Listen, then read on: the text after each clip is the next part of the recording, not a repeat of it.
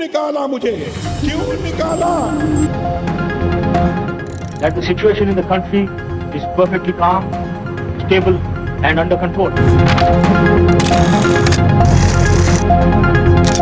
Mister Bhutto की हुकूमत खत्म हो चुकी है।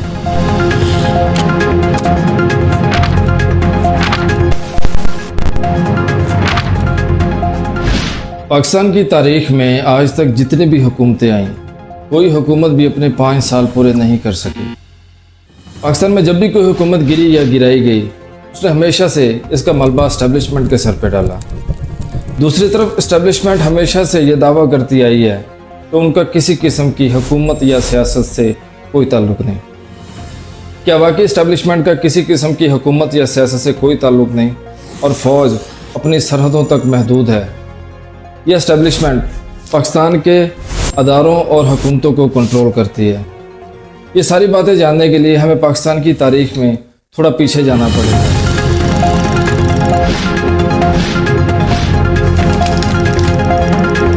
पाकिस्तान की तारीख में जो सबसे पहला मार्शल लॉ लगा वो जनरल अयूब खान ने 1958 में लगाया, जिसमें उन्होंने उस वक़्त के साबिक सदर सिकंदर मिर्ज़ा को इक़्तिदार से हटाकर ख़ुद पाकिस्तान के सदर बन गए और पाकिस्तान में पहली डिक्टेटर हुकूमत कायम की और मुल्क में जमहूरी निज़ाम को मुअत्तल किया। पाकिस्तान में जनरल अयूब खान ने एक तरफ तरक्याती मंसूबे जैसे कि पाकिस्तान का नहरी निज़ाम, इसके अलावा तरबेला डैम और मंगला डैम जैसे मंसूबे बनाए जिन्होंने ज़रई पैदावार में इजाफ़ा किया, तो दूसरी तरफ मशरक़ी पाकिस्तान जो कि इस वक्त बांग्लादेश बन चुका है, दोनों के तरक्याती फ़र्क से इख्तलाफात को जन्म दिया। जनरल अयूब खान के दौर में 1965 में जो मसला कश्मीर के ऊपर पाकिस्तान और भारत की जंग हुई, जो कि बाद में ताशकंद माहिदे के ऊपर ख़त्म हुई, उसमें मसला कश्मीर तो ख़त्म नहीं हुआ लेकिन मुल्क और सियासत को बहुत ज़्यादा नुकसान हुआ। जुल्फ़िकार अली भुट्टो जो उस वक़्त के वज़ीर ख़ारजा थे, उन्होंने इस मुआहदे की शदीद मुखालफत की। इसी ताशकंद मुआहदे को बुनियाद बनाकर जुल्फ़िकार अली भुट्टो ने एक सियासी तहरीक चलाई जिसके नतीजे में पाकिस्तान पीपल्स पार्टी वजूद में आई।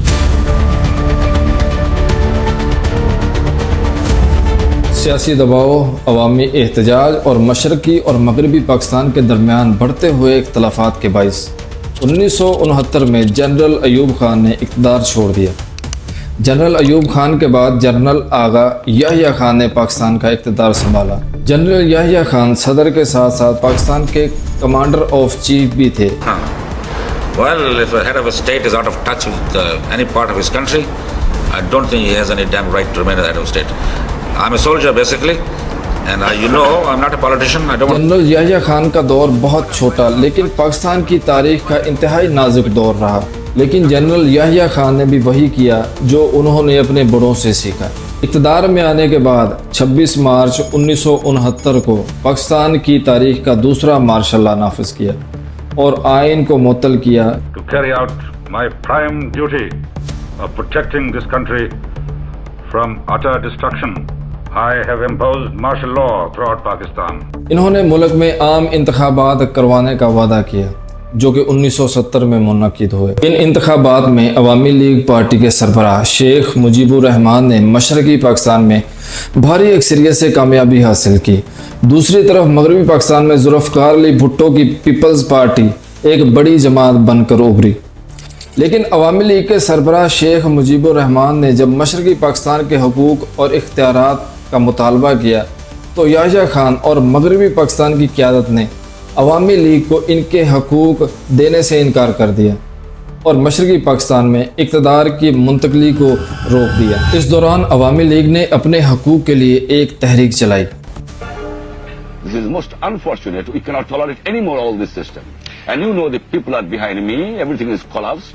There is no administration. The people are obeying my order, not their order. उन्हें मुतालबात मनवाने की कोशिश की लेकिन याह्या खान ने इस तहरीक को दबाने की कोशिश की। 1971 में एक ऑपरेशन शुरू किया जिसे सर्च लाइट ऑपरेशन का नाम दिया।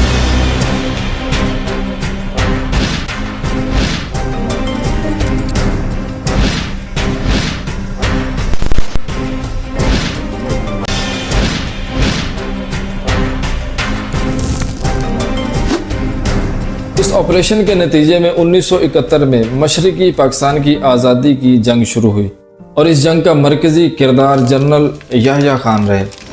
اس جنگ میں 3 لاکھ سے لے کر 30 لاکھ تک بنگالی مارے گئے۔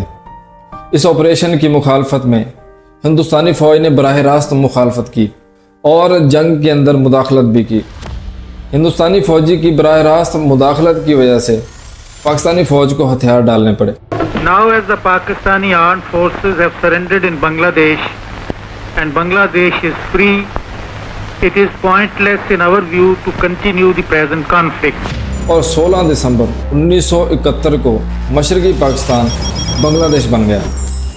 مشرقی پاکستان مغربی پاکستان سے علیحدہ ہونے کی سب سے بڑی وجہ جنرل یحییٰ خان بنے، لیکن بات یہاں پہ ختم نہیں ہوئی۔ 1971 میں یحییٰ خان کی حکومت کا تختہ پلٹنے کے بعد ذوالفقار علی بھٹو نے اقتدار سنبھالا۔ ذوالفقار علی بھٹو پاکستان پیپلز پارٹی کے بانی اور ایک جمہوری لیڈر تھے۔ ذوالفقار علی بھٹو کو عوام کی بہت زیادہ سپورٹ حاصل تھی۔ ذوالفقار بھٹو کی خارجہ پالیسی نے پاکستان کو عالمی سطح پر ایک منفرد مقام دیا۔ I will not be a party to it. My country hearkens for me. Why should I waste my time here in the Security Council? تو یہ جو نااہل تھے، یہ لوگ جو بیچنے والے لوگ کیا سرکار، انہوں نے اپنے ضمیر کو بیچا، اپنی آزادی کو بیچا، انہوں نے سمجھا کہ میں بھی بیچ کر آؤں گا، لیکن ان میں اور مجھ میں فرق تھا، میں عوام کا نمائندہ تھا۔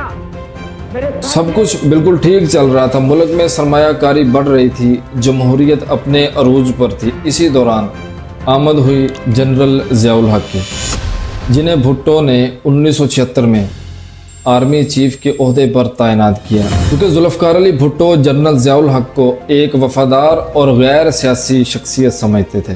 1977 کے عام انتخابات میں ذوالفقار علی بھٹو دوسری دفعہ پاکستان کے وزیر اعظم منتخب ہوئے، لیکن اختلافات کی وجہ سے دوسری جماعتوں نے پاکستان پیپلز پارٹی کے اوپر دھاندلی کے الزامات لگائے اور پاکستان قومی اتحاد کے نام سے ایک تحریک شروع کی۔ اس تحریک میں بڑے پیمانے پر احتجاج اور ہڑتالیں شروع ہوئی، جس وجہ سے حالات یہاں تک پہنچ گئے کہ فوج نے مداخلت کا فیصلہ کیا۔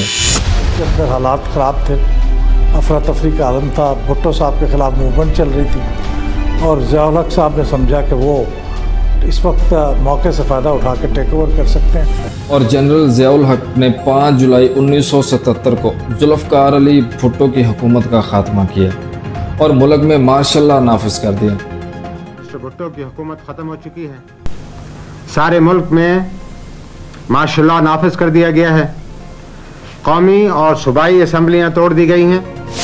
اقتدار سنبھالنے کے بعد جنرل ضیاء الحق نے قوم سے وعدہ کیا کہ وہ 90 دن کے اندر جمہوری حکومت کے لیے الیکشن کروائیں گے، لیکن 90 دن گزرنے کے بعد بھی انتخابات نہ ہو سکے۔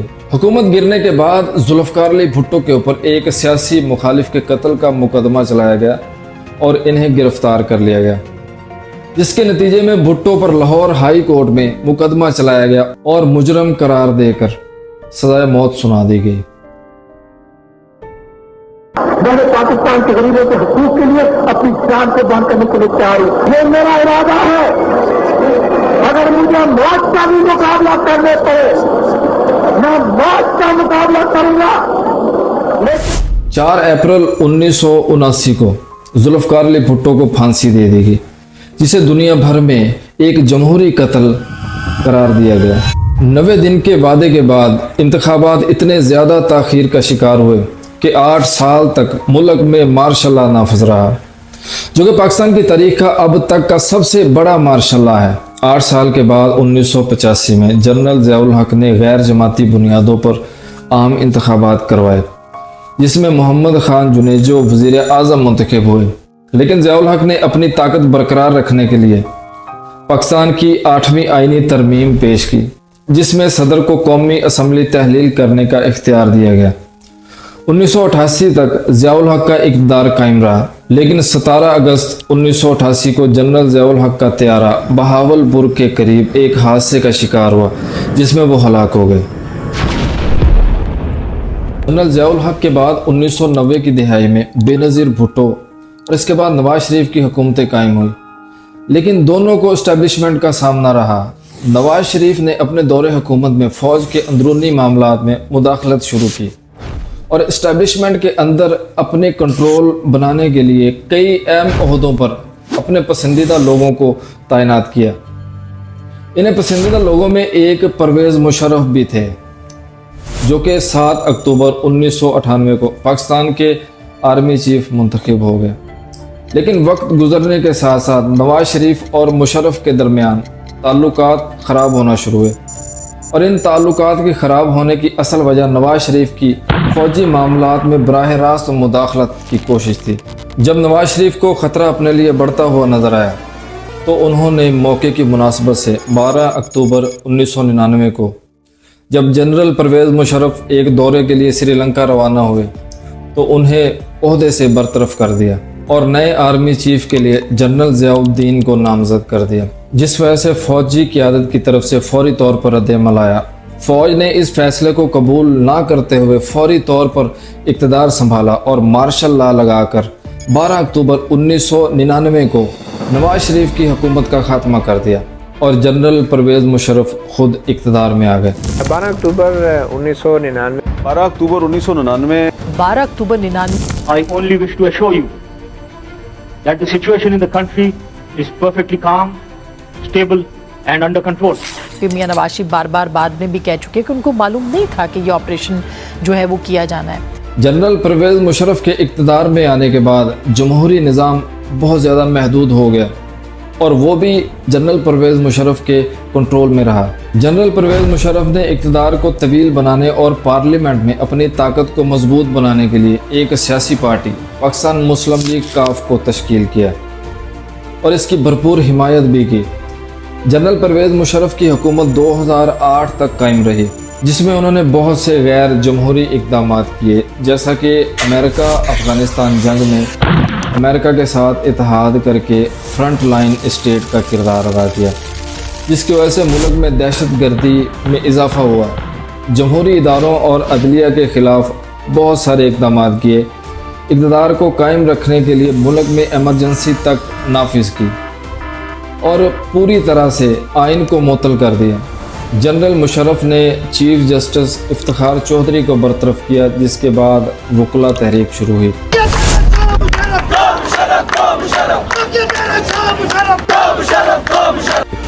और परवेज़ मुशर्रफ इसी तहरीक और सियासी दबाव का शिकार हुए और 18 अगस्त 2008 को अपने ओहदे से इस्तीफ़ा देकर मुल्क से फ़रार हो गए।